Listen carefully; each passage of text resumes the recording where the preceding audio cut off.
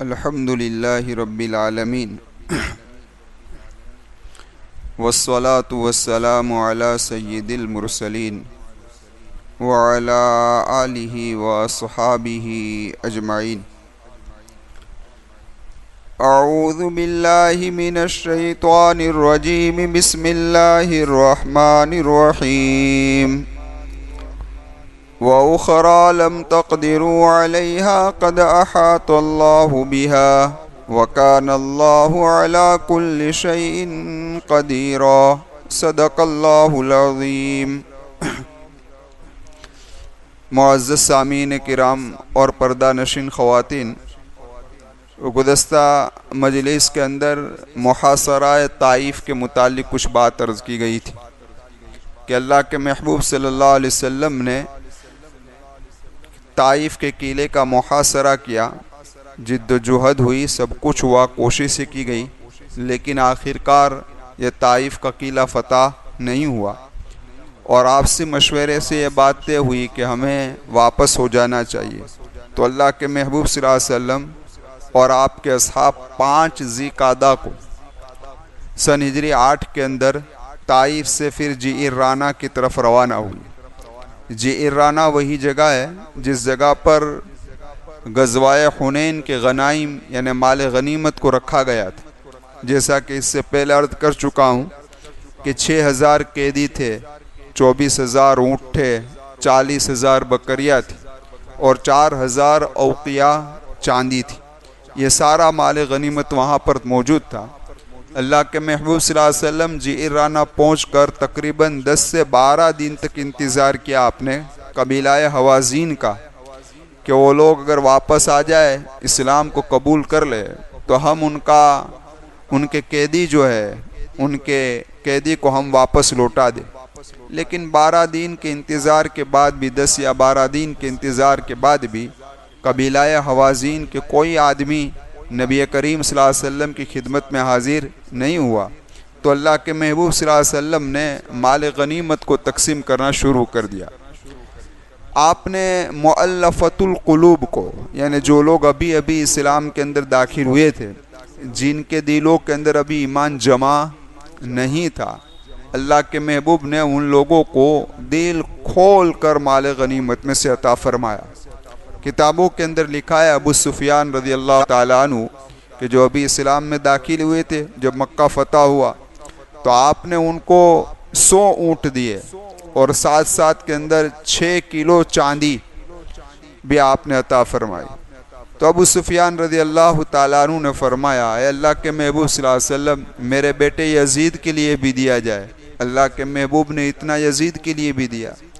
پھر میرے بیٹے معاویہ کے لیے دیا جائے، تو اللہ کے محبوب نے پھر اتنا حضرت معاویہ کے لیے عطا فرمایا، یعنی 300 اونٹ اور 18 کلو چاندی۔ یہ صرف حضرت ابو سفیان رضی اللہ تعالیٰ عنہ کے اہل خانہ کو ملی۔ اسی طریقے سے حکیم بن حزام کو 100 اونٹ دیے گئے، واپس مطالبہ کیا اور 100 اونٹ دیے گئے۔ اسی طریقے سے صفوان بن امیہ کو تقریباً 300 اونٹ دیے گئے، 100 کر کے۔ خیر، جتنے نئے مسلمان ہوئے تھے، کسی کو 50، کسی کو 40، دل کھول کر اللہ کے محبوب صلی اللہ علیہ وسلم نے مال غنیمت میں سے ان نئے ایمان والوں کو عطا فرمایا۔ خیر، جن کو دینے کے بعد میرے محبوب نے حضرت زید بن ثابت رضی اللہ تعالیٰ عنہ سے فرمایا کہ وہ لشکر کا معائنہ کیا جائے اور جو مال غنیمت بچا ہے اس کو تقسیم کر دیا جائے، جس کے حصے میں جتنا آئے اسے دے دیا جائے۔ کتابوں کے اندر لکھا ہے کہ ہر آدمی کے حصے میں 4 اونٹ آئے۔ کتنے اونٹ؟ 4 اونٹ آئے۔ اس کے علاوہ سامان بھی آیا۔ جو شہسوار ہو کر آئے تھے ان کو 12 اونٹ آئے اور 120 بکریاں آئے، اور بقیہ لوگوں کو 4 اونٹ اور 40 بکریاں ملی۔ خیر، یہ مال غنیمت تقسیم ہو گیا۔ اب ذرا دیکھیے کہ یہ مال غنیمت کی جو تقسیم تھی وہ حکمت پر مبنی تھی، یعنی اس میں ایک حکمت چھپی ہوئی تھی۔ بعض لوگ عقل کے ذریعے سے دین کی طرف آتے ہیں اور بعض لوگ پیٹ کے ذریعے سے آتے ہیں۔ کس کے ذریعے سے آتے ہیں؟ پیٹ کے ذریعے سے آتے ہیں۔ آپ لوگ دیکھتے ہوں گے جب مجلس میں کھانے کا انتظام ہو تو مجلس کا منظر کچھ اور ہوتا ہے۔ سمجھ میں آئی بات؟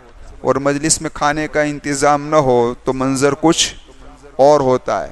اس لیے بعض لوگوں کو پیٹ کے ذریعے سے کھینچا جاتا ہے، جس طریقے سے جانور ہوتا ہے اور اس کو تبیلے میں لانا ہوتا ہے تو گھاس کو ہاتھ میں رکھا جاتا ہے، پھر آہستہ آہستہ اس کو بلایا جاتا ہے اور اس کی منزل تک اس کو پہنچا دیا جاتا ہے۔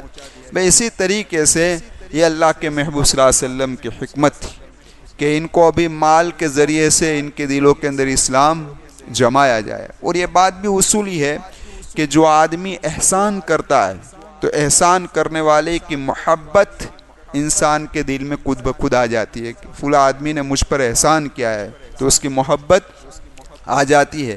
نبی کریم صلی اللہ علیہ وسلم نے ان نئے نئے ایمان والوں میں اپنا مال دے کر، مال غنیمت دے کر احسان کیا تاکہ ان کے دل کے اندر میری محبت آ جائے۔ اور جب نبی کی محبت آ جائے گی دل کے اندر، اللہ کی محبت آ جائے گی، تو پھر دنیا اور دنیا کے اندر جو کچھ بھی ہے اس کی محبت خود بخود نکل جائے گی، نکالنے کی پھر ضرورت پڑے گی نہیں۔ ما جعل اللہ لرجل من قلبین فی جوفی، ہم نے کسی کے سینے کے اندر دو دل نہیں بنائے، ایک ہی دل رکھا ہے۔ سمجھ میں آئی بات؟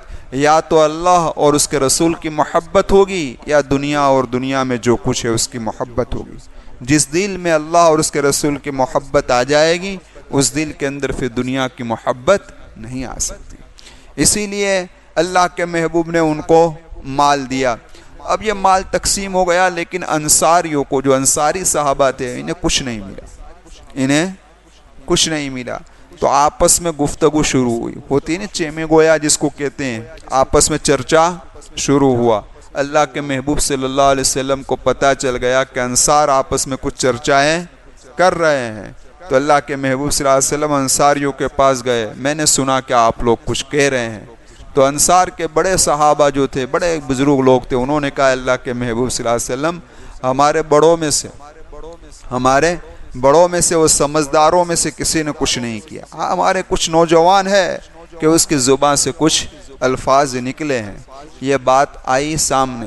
خیر اب ذرا دیکھو کہ ان انصاری صحابہ کے دلوں کے اندر بھی، یعنی ان کی زبان سے بھی جو کلمات آئے تھے، یہ مال کی محبت کی وجہ سے نہیں آئے تھے۔ یہ بات ذہن میں ہمیں بٹھانی پڑے گی، مال کی محبت کی وجہ سے نہیں آئے تھے، اس بنا پر کہ جس کی شہادت محمد رسول اللہ دے چکے ہو۔ اللہ کے محبوب صلی اللہ علیہ وسلم نے فرمایا تھا مجھے تمہارے ایمان اور تمہارے یقین پر بھروسہ ہے۔ کس کے بارے میں فرمایا؟ انصاریوں کے بارے میں۔ مجھے تمہارے ایمان اور مجھے تمہارے یقین کے بارے میں بھروسہ ہے، اسی بھروسے کی وجہ سے میں نے تمہیں اس مال سے کیا رکھا ہے؟ دور رکھا۔ جس کے دلوں کی گواہی محمد رسول اللہ صلی اللہ علیہ وسلم دے دے، پھر کیا بات ہے۔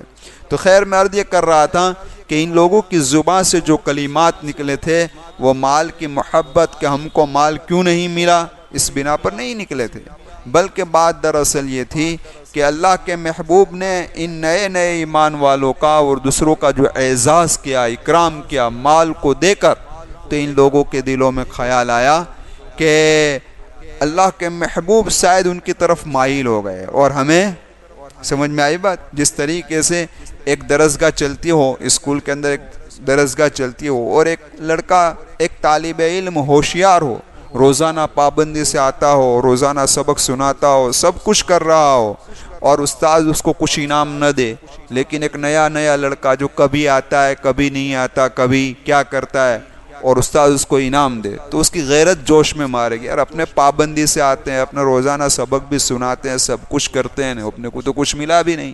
سمجھ میں آئی بات؟ تو یہ غیرت تھی۔ کیا تھی؟ یہ غیرت تھی۔ لیکن اللہ کے محبوب صلی اللہ علیہ وسلم کا ان کے ساتھ چشم پوشی کرنا، یہ ان لوگوں کو انعام دینے سے بہتر تھا۔ کیوں بہتر تھا؟ اس بنا پر بہتر تھا کہ ان کو انعام اس لیے دیا گیا کہ ان کے دل ابھی مذبذب ہے۔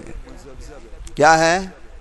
اور اے صحابہ، اے انصاریوں، تمہارے دل کو محمد رسول اللہ صلی اللہ علیہ وسلم کو یقین ہے کہ تم پختہ ہو، اس لیے اللہ کے محبوب صلی اللہ علیہ وسلم نے مال غنیمت میں تمہیں کیا کیا بھائی؟ تم سے چشم پوشی کی۔ خیر اب ذرا دیکھیں اللہ کے محبوب صلی اللہ علیہ وسلم وہاں پر موجود ہے صحابہ کے درمیان کے اندر. ایک بات بعد میں بتاتا ہوں، لیکن ایک بات نوٹ کر لو کہ اللہ کے محبوب صلی اللہ علیہ وسلم نے فرمایا، اے انصاریو، کیا تم اس بات کو پسند نہیں کرتے کہ لوگ اپنے گھروں کے اوپر جائے تو اونٹ لے کر جائے، بکریاں لے کر جائے، اور تم لوگ جاؤ تو محمد رسول اللہ کو لے کر جاؤ. یہ تو بڑی سعادت تھی ان کے لیے، یہ تو بڑی سعادت تھی. پھر فرمایا، اے انصاریوں، ایک بات کو، اے انصاریوں، اگر امر تقدیری یعنی اللہ کی تقدیر کا فیصلہ ہجرت کرنے کا نہ ہوتا تو میں بھی انصار میں سے ہوتا. یعنی اللہ کا فیصلہ تھا کہ مجھے مکۃ المکرمہ میں پیدا ہونا ہے، وہاں مبعوث ہونا ہے، اور اس کے بعد مجھے ہجرت کرنی ہے، اور ہجرت کے بعد مدینہ آنا ہے. یہ ساری چیزیں اللہ کے فیصلے میں لکھی ہوئی تھی، اس لیے میرا وہاں مکہ آنا ہوا، ورنہ تو میں بھی کس میں سے ہوتا؟ انصاریوں میں سے ہوتا. پھر اللہ کے محبوب نے فرمایا، انصاریوں، ایک گھاٹی کے اندر دوسرے لوگ جا رہے ہو اور ایک گھاٹی کے اندر انصاری جا رہے ہو، تو میں پسند کروں گا کہ میں انصاریوں کے ساتھ جاؤں. پھر اللہ کے محبوب نے فرمایا، اللہ رحم فرمائے تو انصار پر، ان کی اولاد پر، ان کی اولاد پر. 3 نسلوں تک محمد رسول اللہ صلی اللہ علیہ وسلم نے دعا دی. جب یہ کلمات نکلے تو انصاری صحابہ زارو قطار رونے میں، کتابوں کے اندر لکھا ہے دھارے مار کر رونے لگے، یہاں تک کہ ان کی داڑیاں مبارک آنسوؤں سے کیا ہو گئی؟ وہی تر ہو گئی. خیر، تو اللہ کے محبوب صلی اللہ علیہ وسلم نے یہ سارا مال غنیمت تقسیم کر دیا. اب ذرا دیکھیں ایک بات، جیسا کہ میں نے عرض کیا تھا کہ ایک بات کروں گا، وہ بات یہ ہے کہ اسی کیا کہتے ہیں، اسی انصاریوں میں سے ایک تھے معتب بن قشیر. یہ منافق تھا. یہ کون تھا؟ اس لیے انہوں نے جب شکوہ کیا، شکایت کی، تو اللہ کے محبوب صلی اللہ علیہ وسلم کو تکلیف پہنچی. اس وقت میرے محبوب نے یہ فرمایا، اللہ تبارک و تعالی رحم، جس طریقے سے اللہ نے حضرت موسیٰ علیہ السلام پر رحم فرمایا کہ حضرت موسیٰ کی قوم نے حضرت موسیٰ علیہ السلام کو تکلیف دی، لیکن حضرت موسیٰ علیہ السلام نے صبر کیا. میں بھی صبر کرتا ہوں. لیکن آپ ذرا دیکھیں، انصاریوں کی ان شکوہ شکایت سے اللہ کے محبوب کو کوئی تکلیف نہیں ہوئی. کیوں نہیں ہوئی؟ کیونکہ ان کا جو شکوہ شکایت تھا وہ اخلاص پر تھا، اور اس منافق کا جو شکوہ تھا وہ نفاق پر تھا. کس پر تھا؟ اس کے دل کے اندر نفاق تھا، اس لیے تکلیف ہوئی. اور یہ بات صاف ہے کہ جب کسی سے گہرا تعلق ہو جاتا ہے نا، تو پھر شکوہ شکایت کچھ نہ کچھ تو رہتا ہے نا. اور جب شکوہ شکایت رہتا ہے تو پھر اس کی دلداری بھی کرنی پڑتی ہے. آپ اپنے گھر میں رہتے ہیں اپنی بیوی کے ساتھ، تو ایک آپ کا تعلق ہو گیا، تو شکوہ شکایت رہے گا، اور جب شکوہ شکایت رہے گا تو پھر اس کی دلداری بھی کرنی پڑے گی. تو اللہ کے محبوب صلی اللہ علیہ وسلم نے ان کی دلداری فرمائی. اب ذرا آگے دیکھیے، اب یہ سارا کام ہو گیا، تقسیم ہو گیا. اب قبیلہ حوازن کے لوگ آئے، قبیلہ حوازن کے لوگ اب آئے. 14 آدمی کا وفد آیا. ان میں زہیر بن سورت جو تھے وہ خطیب بن کر آئے تھے. اور خطیب جو ہوتا ہے نا، جس کے اندر بولنے کے ماسٹر ہی ہوئے، سمجھ میں آئی بات؟ خطیب جو ہوتا ہے تو اس کو خطیب اسی لیے بنایا جاتا ہے کہ اس کی زبان کی لچک کو دیکھ کر اس نے آ کر محمد رسول اللہ صلی اللہ علیہ وسلم کے سامنے خطبہ دیا، اور اس قدر دیا کہ جس کی وجہ سے اللہ کے محبوب صلی اللہ علیہ وسلم کا دل کیا ہو گیا؟ نرم ہو گیا. وہ لوگ یہ چاہتے تھے کہ ہمارے قیدی یہ ہمارے رشتہ دار ہے، ہماری بہنیں ہیں، ہماری بیویاں ہیں، ہمارے بچے ہیں، ہمارے رشتہ دار ہیں. اے اللہ کے محبوب، ہمیں واپس دے دیجئے.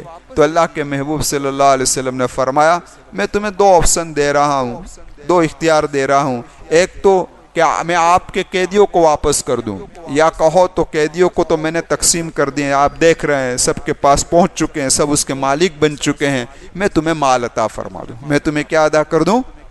میں تمہیں مال. تو ان لوگوں نے کہا کہ ہم خاندانی شرف کو پسند کرتے ہیں، ہمیں مال سے کوئی لینا دینا نہیں ہے، ہمیں ہمارے قیدیوں کو واپس کر دیجئے.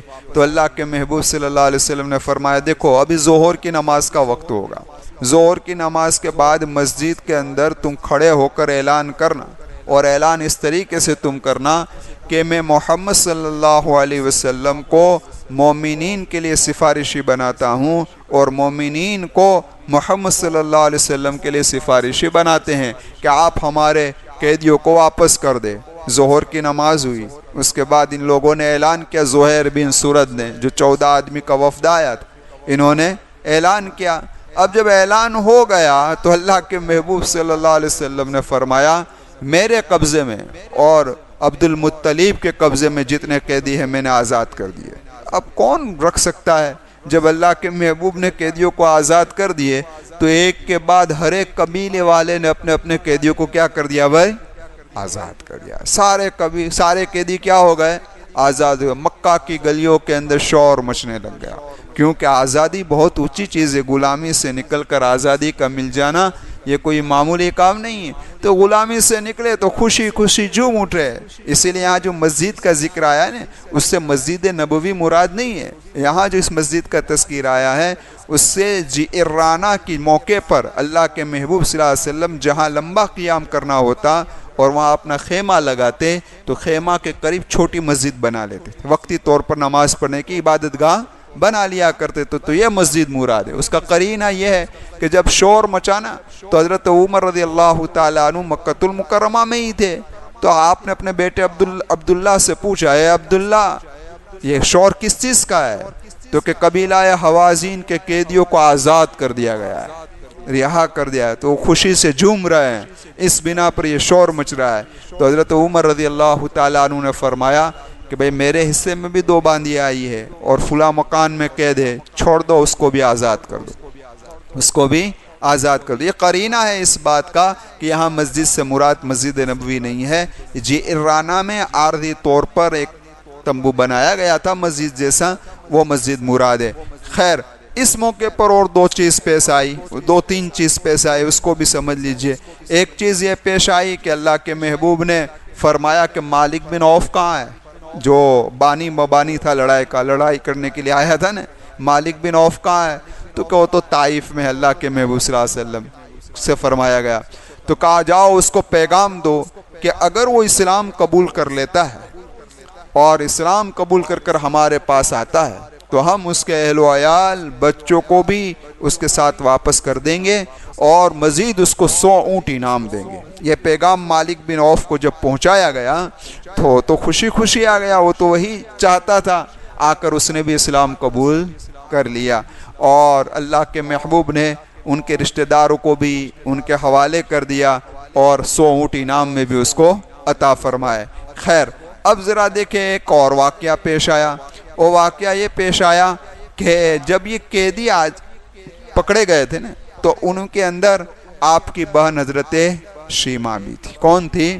حضرت شیمہ بھی تھی۔ صحابہ کرام رضوان اللہ تعالی علیہ مجمعین نے جب انہیں گرفتار کیا تو شیمہ نے ایک کلمہ کہا، میں تمہارے پیغمبر کی بہن ہوں۔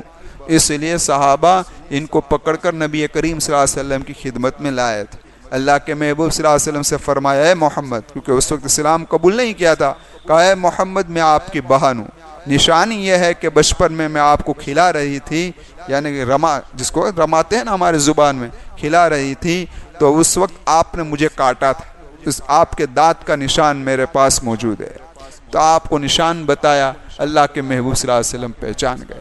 میرے محبوب صلی اللہ علیہ وسلم نے اس کا اعزاز و اکرام کیا، اپنی چادر کو بچھا دیا بہن کے لیے، بیٹھ جا بہن، یہاں تک کہ آپ کی آنکھوں کے اندر آنسو آ گئے، آپ کی آنکھوں میں آنسو آ گئے۔ پھر فرمایا، میری بہن اگر تو چاہتی ہو تو میں تجھے اکرام اور احترام کے ساتھ رکھنے کے لیے تیار ہوں، اور اگر تو یہ چاہتی ہو کہ تو تیرے قبیلے میں واپس جانا چاہتی ہے تو میں تجھے واپس بھی بھیجنے کے لیے تیار ہوں۔ شیمہ نے اسلام کو قبول کر لیا، اسلام قبول کر لیا۔ اللہ کے محبوب صلی اللہ علیہ وسلم نے جب اپنی بہن کو رخصت فرمایا، کتابوں کے اندر لکھا ہے اونٹ دیے، بکریاں دی، 3 غلام دیے، 1 باندی دی۔